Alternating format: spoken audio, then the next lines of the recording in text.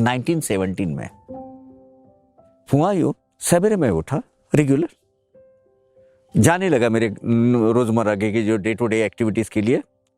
तो मुझे फोन आया कराड़ से, और वो कराड़ से एक साई भक्त है सुरभि राजपूत करके।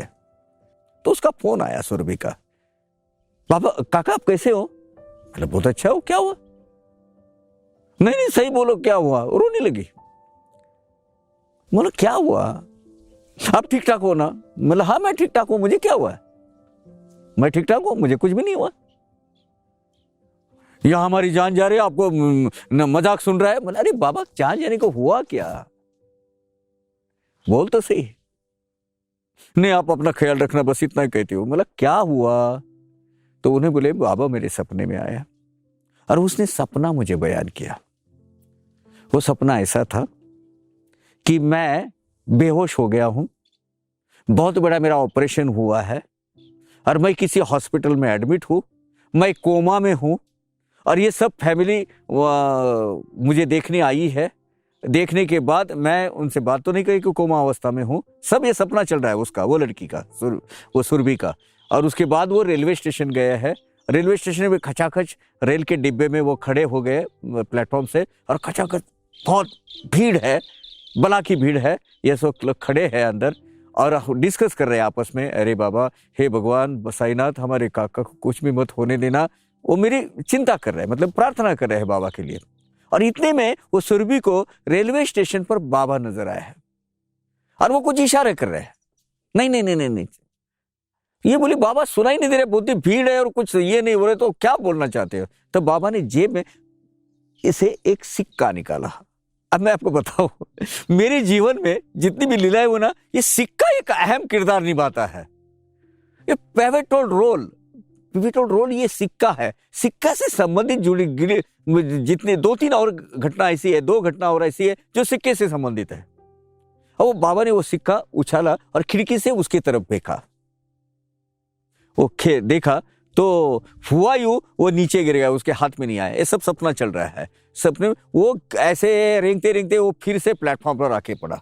तो वो सिक्के के पीछे भागी वो लड़की रूबी, और वो भागी और उसने वो सिक्का उठाया। तो एक तरफ था डोंट वरी, एक बाजू में लिखा था। दूसरी बाजू में मेरे ख्याल से श्री ऐसा कुछ लक्ष्मी का चित्र था, डोंट वरी। और उन्होंने लिखा था कुछ घबराओ नहीं, बाबा को काका को कुछ नहीं होगा। और बाबा डिसअपियर हो गए।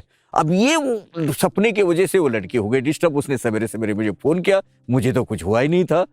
मैं गया, दिन भर काम करते करते एक आदमी को कुछ मुझे पैसे देने थे, तो मेरे यहाँ चोर पॉकेट में मैंने कुछ पैसे रखे थे, एक गड्डी रखी हुई थी।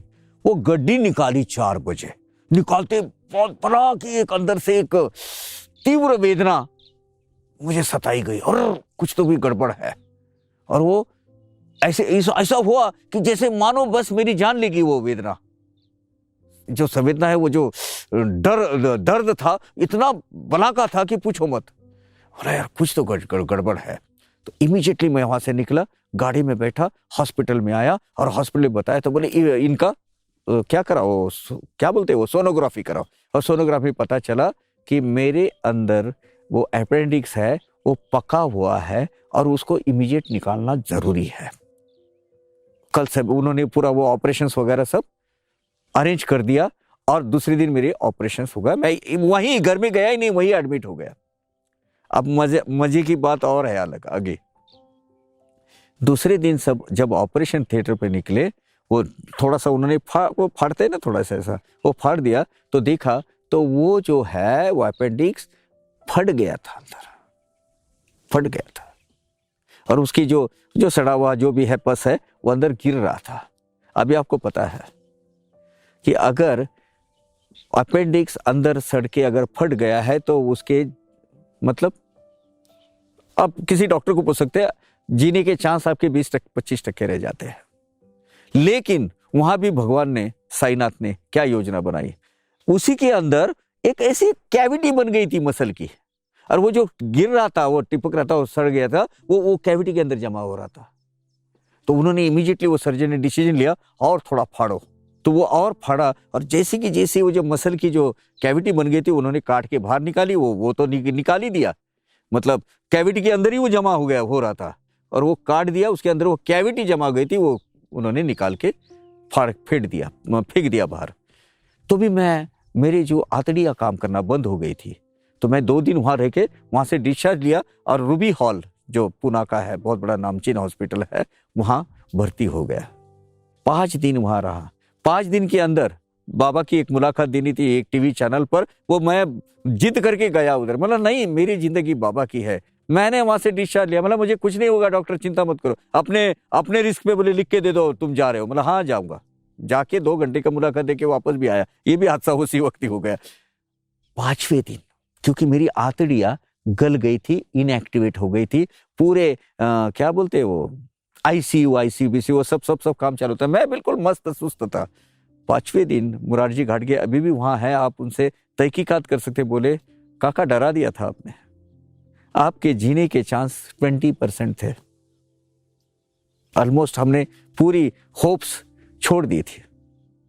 आप जा रहे थे 1917 की बात है, सितंबर 1917। पेपर अभी भी मेरे पास मौजूद है, सब ऑपरेशंस के। मैं ठीक हो गया, आज आपके सामने बैठ रहा हूं। किसने दी है जिंदगी? भगवान साईनाथ का कुछ ना कुछ तो उद्देश्य है, उसके पीछे कुछ मकसद है। इसके आगे बाबा की लीलाएं है, बाबा की शिक्षा, बाबा की भक्ति, इसका प्रचार और प्रसार करना, ये मेरे जीवन का उद्देश्य है, जीवन का धर्म बना है। और जैसी हो रही है, बाबा जैसी करवा ले रहे, वैसी सेवा मैं बाबा के चरणों में रहूंगा। ओम साई राम। मैं आपको ये भी कहूंगा, बाबा के बन के रहो, बाबा को संपूर्णतः आप शरण जाओ, और बाबा फिर देखना, एक बार आपके जीवन की नैया जो है, उसकी जीवन की डोर आप बाबा के हाथ में देके देखो, और देखना फिर साईं भगवान की लीलाएं जब चालू होती है, आपका जीवन संपन्न हो जाता है, कृतार्थ जीवन हो जाता है, एक नया आयाम अपने जीवन को मिल जाता है। और ये महज एक कल्पना नहीं है, ये जीता जागता उदाहरण आपके सामने बैठा हुआ है। मृत्यु के जबड़े से, मृत्यु के मुंह से, काल के मुंह से भी बाबा ने मुझे खींचकर वापस लाया है। यही है मेरे साईनाथ की लीला। ओम साई राम।